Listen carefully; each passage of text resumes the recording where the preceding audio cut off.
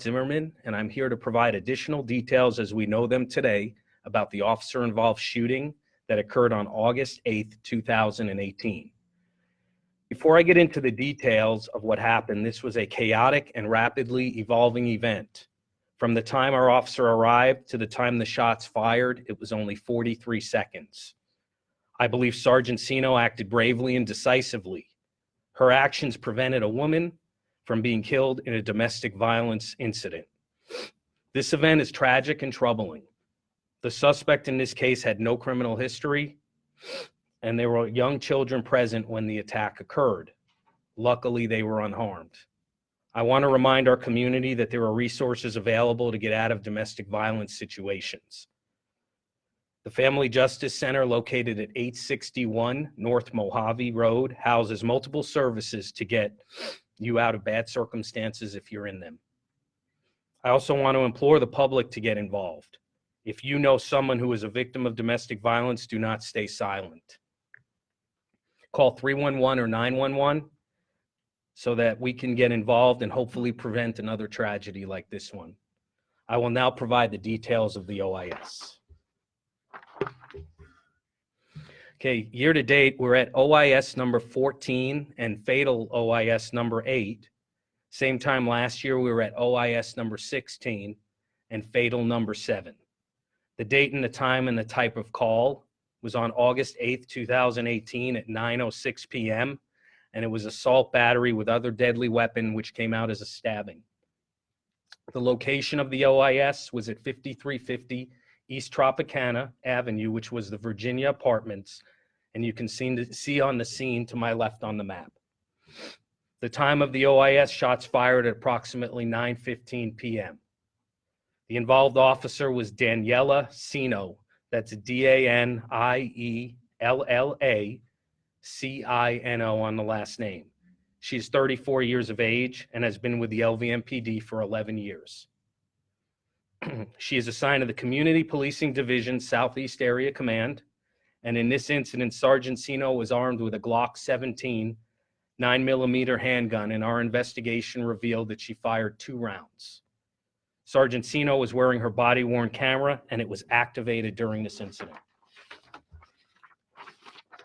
Our suspect is a William Fuller. He was 30 years of age. He's a black male adult, 5'8", 142 pounds. Fuller is pictured to my left. Fuller's criminal history, what we can reveal, he had none. The applicable charges, if Fuller survived, were attempt murder with a deadly weapon, assault with a deadly weapon on a protected person, kidnapping, and battery domestic violence strangulation. Fuller's weapon was an 8-inch butcher knife, which is pictured on the screen to my left. Details of the OIS.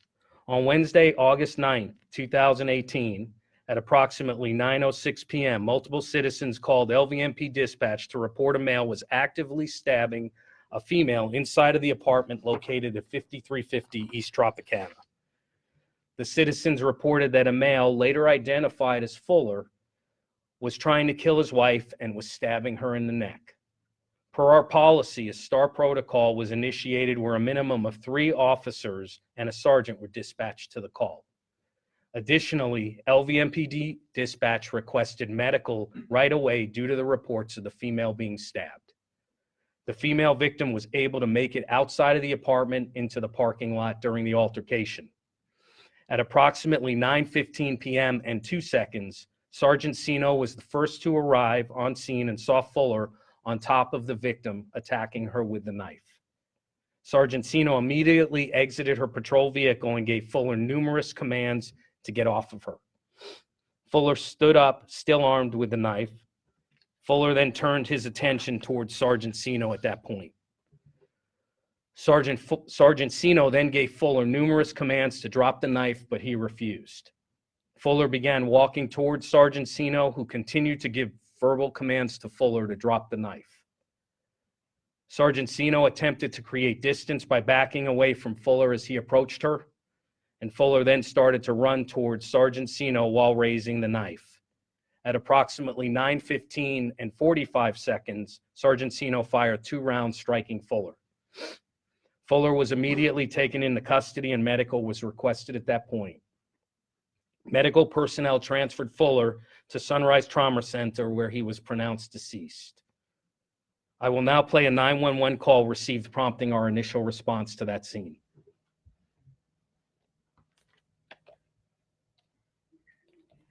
He's cutting her. Wait, he's cutting He's her? cutting her. What do you mean he's cutting her? He's cutting her I now. never saw from the window, like, with a knife. He stabbed at her. You need to get your code 3 now. Oh my God, there's babies in the house. Okay, all right. Now, the neighbor that saw this, what exactly did No, you tell you you to see? stabbed her. You need to. Oh, you're seeing this? Are you seeing this, Sam, or is your neighbor seeing He's Ma'am. cutting her. this? Ma'am, are you seeing this? I or is your just saw neighbor it. seeing I just stood up on the landing and I saw it. Y'all need to come, like code 3, like, What is he stabbing her with? what is it? It's a little knife? A little knife, like a pocket knife or a Kitchen kitchen knife. knife? How long is the blade? It's a big. Like 5 inches or more? How long is the knife, ma'am? Jay, how big would you say it is?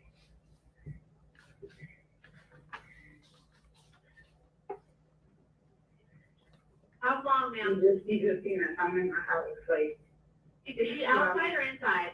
he's in the house, he cutting her up, you need to send somebody out There's here now. already a call set up. Can you see anything else about her where she's at? She's on the floor in the living room, I'm in my house, like, I'm avoiding this, like, Okay, so you can't see them anymore? no, I'm out of this situation, just send help for this lady. I've already got it set up. We've already had it set up the moment that you called. Oh, she's screaming, She's screaming. she's screaming, Where is she running to? I don't know, Is she running out of the house? I just heard her, but I hear the police, Yeah, they're coming. Where is she running to? And where I is don't he? know. Hold on, I'm They're trying both still inside? to. Nobody's come out, right? No, he's got it outside on the neck. He's got it by the neck. And they're right outside the apartment? Yes, he's got a pinch. How far is she on the ground? Yes, he's on top of her, and I don't know what he does to her neck. Yes. Oh, tell her to hurry. She's up now. No, she's back. She's screaming, he's got blood all over him from her. He's I see lights. John, keep coming down. They're right there, they're on the ground, right there. John, right there. You see the officers? Yes. Are they going the right direction? Oh, here she comes. Are they heading the right direction, ma'am? It's a female. Oh, he's got a knife, man. He stabbed her. He's going under the cup. Who did he stab? He's going under the cup. He's going up the door. He's not bleeding, but he's going under the cup. He's done. He's bleeding. We were going after her. Did they injure the officer? No, he shot him. You shot him? Yes, because he was going after her with a knife. The officer shot the man? Yes.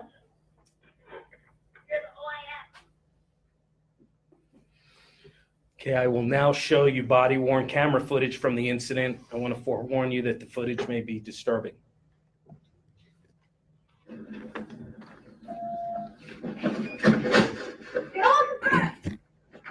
Control 784, we are with them. Get off! Get off! 74, get off! Drop the knife! Drop the knife! Metro Police, drop the knife! I'm telling you, drop the knife now! Metro Police. Drop the knife!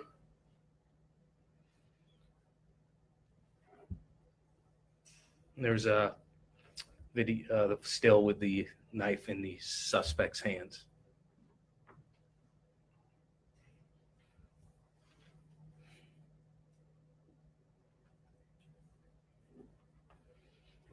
Okay, I will now open it up for a few questions. How's the woman doing? What's her condition? She's in good condition. I believe, or I know our investigators were able to interview her, so it looks like she's going to make it through. Can you explain the STAR protocol again? The STAR protocol is a response on any sort of person who's armed in a possible deadly force situation. We send a sergeant and 3 officers out, or enough officers to get there to utilize our force continuum to attempt to, get the situation under control quickly. And Sergeant Tino was the first to arrive at that scene. Correct. And although that protocol was created, our officers respond, especially in an emergency situation like that. She happened to be nearby, and upon arriving, because of the information that we were receiving from that 911 call, she was being relayed all that information at that time and knew what to expect when she got there. You mentioned kids were involved or close to the incident. Could you explain that a little more? There were kids in the residence, from what I know, and at some point during the incident, when the altercation took place outside, the kids wound up getting to safety at one of the neighbors' residences, but the kids were in the residence when that occurred. Do you know how many? There were 3 children there. What's the relationship between Fuller and the woman? They have children together. He's the father of the children, and that's basically his relationship. Over the past couple of weeks, we've seen several officer-involved shootings. What does the department have to say about, what these officers go through out there on a daily basis and how they're handling these life or death situations? Well, as you can see, the agency is very transparent with our body-worn cameras. We get out in front of this thing and get briefings done, within a very short period of time to get the information out there to citizens. The person who made this phone call, or the citizens who live there, got involved. That was 2 citizens, one who originally saw it. She walked back into an apartment, passed the phone to another citizen who continued to narrate what was occurring. But, our officers, we evaluate every one of these officer-involved shootings. And not only that, they train all the time for these sorts of situations. And when the public is, when a suspect is trying to cause the public harm or our officers harm, they're taught and trained to respond with the type of force necessary to contain the situation. What kind of impact does it have on patrol officers when you have this many officer-involved shootings and dangerous situations in a row? Does it impact morale, or how does it impact? We feel on our agency that we have we have the best community. We have the best police agency in the United States, and we train our officers effectively and efficiently to handle these situations. As you can see, for any of you who've been on scenes of our OISs, it requires a large amount of resources, whether it's the patrol officers who are involved or blocking traffic or our investigative people. But morale is not affected. We're just happy that our officers have not been harmed or injured. And we know that they're trained effectively to handle these situations. As you could see from the last few we've had, on some of them, we get to slow the momentum down. On the one we had down on Baltimore, where we were out there 13, 14 hours, and then some, they just happen quickly, just like this one. But, that's their job. They go out and they do this heroic work to keep the community safe. Yes, sir. Fuller had no criminal history, but have you had any prior contact with him, any calls for service with that specific department? No, he was not on our radar. He had a contact back in 2012, 6 years ago, but nothing related to anything like this. Is there any knowledge what caused this altercation between him and his wife? From what we know through our investigation, it looked like the relationship was on, some rocky ground. They may have been deciding to part ways, but that's at least what we can get basically from our interviews, but nothing definitive. But we think that's what may have started it. How many officers do you have off the streets right now related to OIS? Do you know by chance? I know they go on paid industry leave for a while. Yeah, I don't have the exact totals, but what happens with our OIS protocol is originally the officers that are involved will be will be placed off the street. There's a protocol that they go through in which they go speak to a doctor to make sure they're okay to come back to work. And usually at some point at any given time, it would just be our shooter or the person who actually fired the shots who would be out for an extended period of time, but we try and get the other officers back to work immediately. But being involved in that sort of traumatic incident, doesn't matter whether you pull the trigger or you don't. If you're there, we need to make sure the well-being of the officers are taken care of, and that we make sure they're okay to come back to work. But I don't have that number, the total. You remember the last time an officer of rank was involved in OIS? Yeah, a sergeant involved here often. Do you have sergeants, captains, lieutenants? No, it's very rare. You know, a sergeant, we've had sergeants involved before. A sergeant usually stays clear within that area to supervise all of their cops. So they could be usually on a non-priority call. They won't respond by themselves, but on a priority violence type call like that, the sergeant was clear and was able to respond. But yeah, it's less likely. We have less sergeants on the street, but it is less likely that a sergeant would be involved in that incident. Okay, thank you all.